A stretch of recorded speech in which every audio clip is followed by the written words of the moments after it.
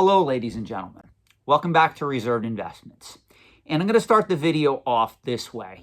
Maybe on this particular YouTube channel, I should do more videos on auction strategy, both if you're buying and if you're a consigner or you're thinking of consigning your items, because there's a lot of people, it has now become very evident to me that the average individual out there, even if you consider yourself a high-profile collector, even if you consider yourself a high-profile investor, or maybe you consider yourself really savvy in dealing with auction companies, there's a lot of people that do not understand that auction strategy is a thing. And what I mean by auction strategy is, from a buyer's perspective, you have to know when to bid, you have to know when to pull back, and you have to understand how the overall market, meaning the market that you are also buying into at that particular point in time, is viewing the item that you are going after.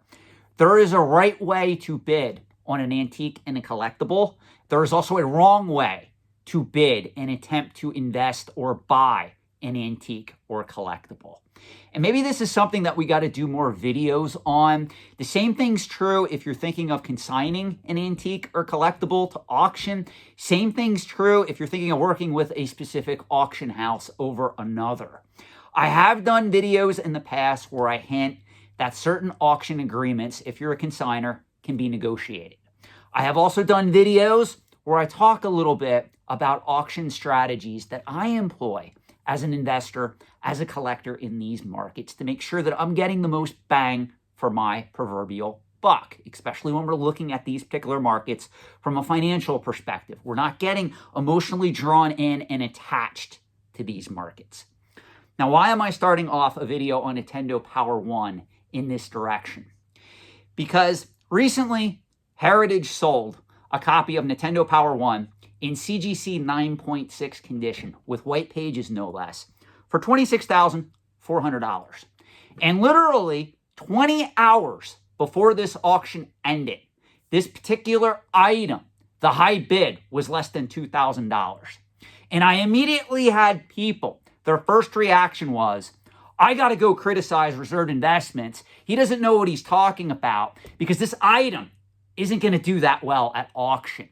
And for the record, $26,400 for a copy of Nintendo Power 1 in CGC 9.6 condition is not as stellar as the 9.8 condition copy that sold for $108,000 back on April 20th, but no less, $26,400 for this particular book in the current market that we find ourselves in is fantastic. And that's why I want to talk about this in depth, because there's a lot of people that do not understand how the antiques and collectibles trade truly operates. When we're looking at a lot of these collecting categories that are now coming into vogue, that are now becoming the next big thing, whether it's VHS movies, whether it's video games, dare I say it, or Pokemon cards, Magic the Gathering cards, other collectible items that really weren't a thing 20 to 30 years ago. You need to understand that these markets are highly speculative and they are highly volatile. I don't care who you listen to on YouTube. It could be a YouTuber that maybe I don't preferably like or agree with. It could be somebody that I think is on the up and up. It doesn't matter.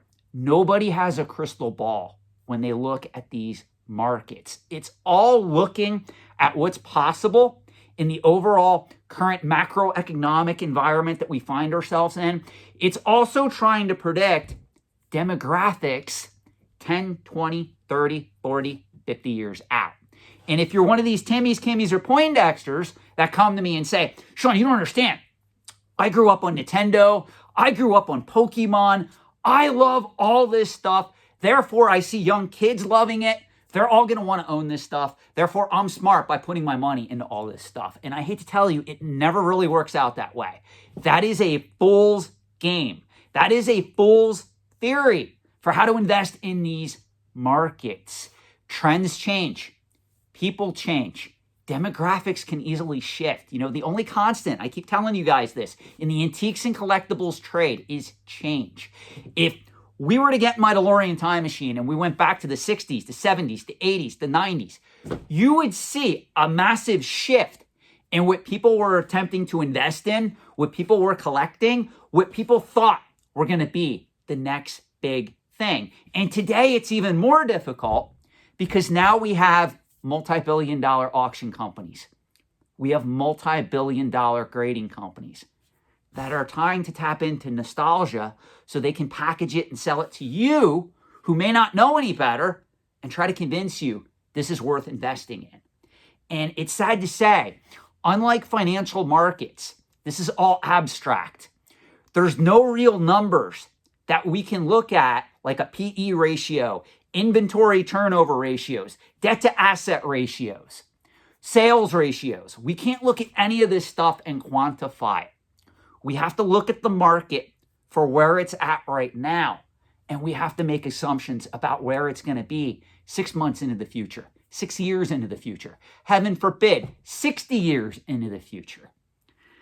And unfortunately, in the era that we just came from, with the era of easy money, with low interest rates, with COVID, with the Fed, with everything that was going on, a lot of people were caught with their pants down because instead of looking at the reality of the situation, they had rose-colored glasses on. And they prefer to see the world as it's really not, just because they want to have a rosy, positive outlook and make themselves feel better for spending a lot of money on these items. Now that that's said, just know I'm going to be doing more videos on auction theory, auction analysis, and auction strategies to help you if you are a bidder or if you are a seller. And I will state this, spoiler alert, most high-profile investors and collectors in the antiques and collectibles trade, they wait for the last minute, the last second to get their bid in. Let me give you some great advice here. If you are one of these Timmys, Kimmys, or Poindexters that go, oh my gosh, look at that. That is the most awesome. There is, Sean, there's an AFA 85 double telescoping Luke Skywalker figure on Hakes right now. Oh my gosh, it's a 12 back. It's AFA 85 graded. I got to get my bid in now because maybe none of the other hardcore collectors will notice. And I'll get that $40,000 or $50,000 item for less than $5,000. So I'm going to put a bid in right now, even though the auction just started. If that sounds like you, I hate to say this. I don't mean you any disrespect, but you are a dumbass. You are bidding against yourself. That's all that you are doing. Everybody, I've said this by now multiple times on this channel, guys. If a high-profile item ends up on Heritage or Comic Link or Hakes or even Morphe's auction at this particular point in time or Golden, every hardcore collector that is in the market for that item, they already know about it. You are not going to overall get a particular high-profile piece at a substantial discount just because you saw it. You follow all these auction sites and you got your bid in early. Whatever that item sells for, barring any foreseen circumstance where maybe the auction company is having internet issues, maybe at the last minute, the power, like 90% of the power goes out in the United States. If that happens, yes, you could potentially get the item at a substantial discount. Barring any of those events, I really hate to say it, the item sold for what it was worth at that particular point in time at auction. Whether somebody paid a premium for it or whether they got it at what we call in the trade a substantial discount. At that particular time that the auction went off, that's what it sold for. And that's what you have to understand about these markets. Now, what does that have to do with this Nintendo Power 1 that sold? Well, let's look now at the CGC Census for this particular book, because this is a book I wanted to talk about in depth on this channel because it's kind of fascinating. We're looking at a very speculative market that is up and coming. And as I've told you guys before, in my opinion, as an analyst, as a consultant in the antiques and collectibles trade, a Nintendo Power 1 in high grade is pretty much a bona fide collectible going forward due to the nostalgia attachment that a lot of collectors associate with that particular magazine. You guys know my thoughts on graded video games. I consider them very speculative and volatile. If you want to invest in video games right now, I often recommend that people look towards authentic, legitimate, near mint examples of vintage video game advertising, like World of Nintendo merchandise that you can ensure is authentic, complete, intact, in near mint condition. I also encourage people, yes, a first issue copy of Nintendo Power 1, while extremely volatile in price, it does have its place in this market. And that's what I want to talk to you about today. So currently, after recording of this video, if we look at the CGC Census, there are 10 copies of Nintendo Power 1 graded by CGC in 9.2 condition. In 9.4 condition, there are 9 copies. In 9.6 condition, there is 1. And in 9.8 condition, there is 1. Now, everybody likes to be a critic towards reserved investments at some point. I think that's the new thing to do on collecting forums and the like. So if you recall, I did do a video where I was very pleased and also somewhat approving of the fact that a copy of Nintendo Power 1 in CGC 9.8 condition sold for $108,000. And a lot of you think I'm nuts. Well, I got news for you. If there continues to only be one 9.8 on the CGC Census going forward, as we move 6 months, a year, 6 years, 16 years out, if there's still only one 9.8 condition copy of this book, this is going to be an extremely rare and sought after item in 9.8 condition, no less.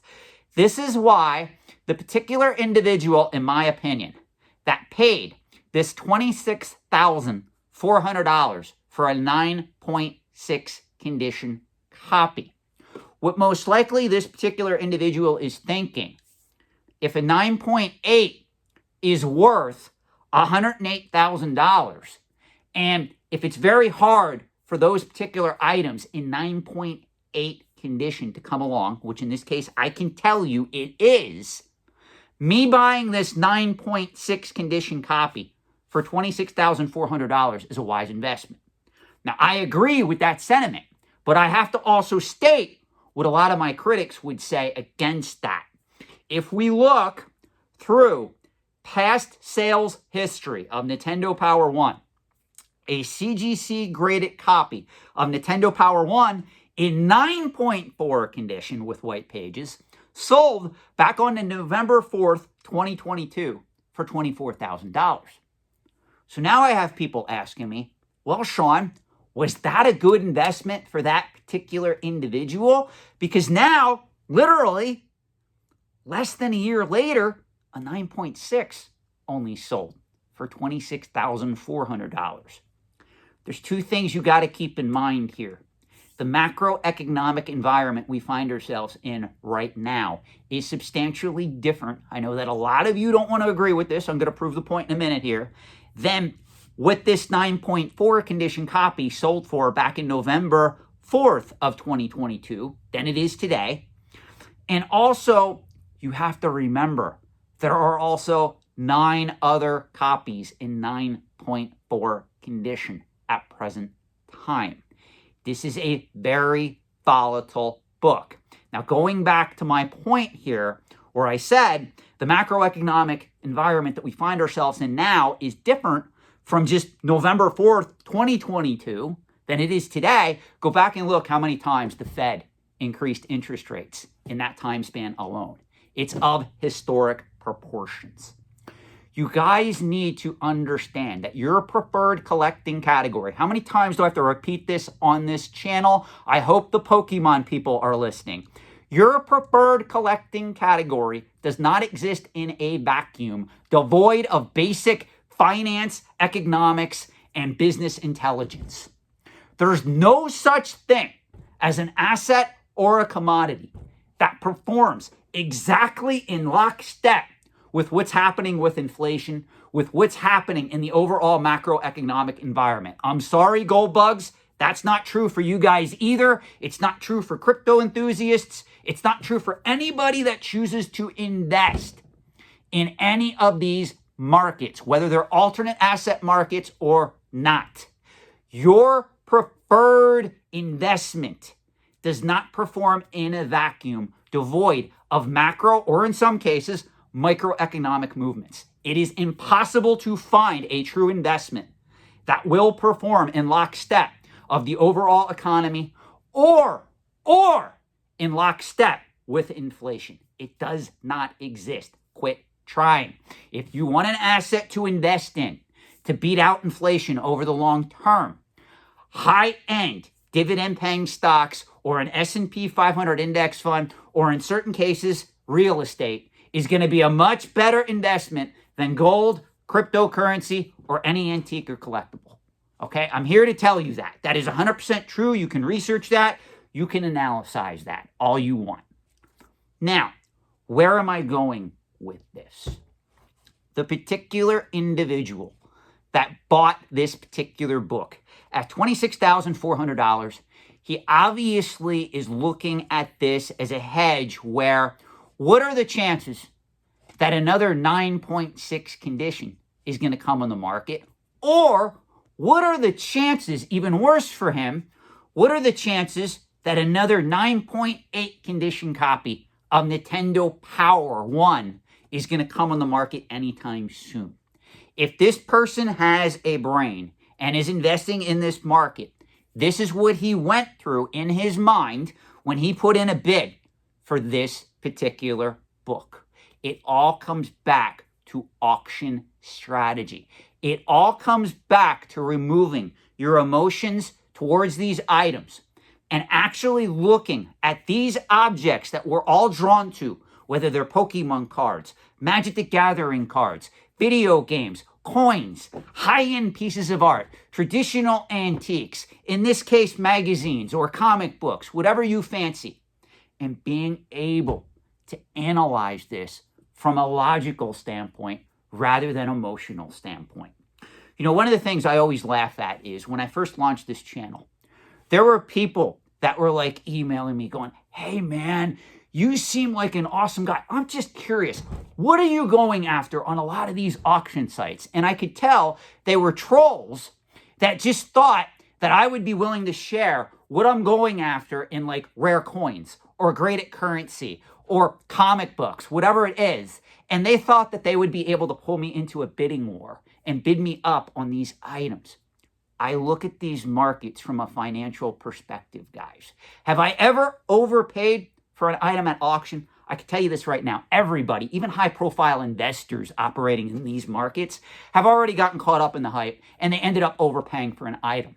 But they've also learned from that experience, and now going forward, they make sure that they're able to leave a lot of that emotional investment at the door and just look at the financial investment of what they're bidding on. That is what I teach on this channel. If that interests you, please feel free of subscribing to this particular content, this particular channel. Again, all the content that I put out is free of charge. You don't have to use my consulting services. The only thing it costs you is your time. If you get something out of these particular videos, consider subscribing to this channel. That is all I have to say. Please let me know your thoughts in the comment section below. I thank you for watching. There is going to be more content coming soon. I know I am incredibly behind on content right now. To all my longtime subscribers, to all the people that have been with me since the beginning, to those of you that just found this channel, thank you so much for your support and patience. I thank you.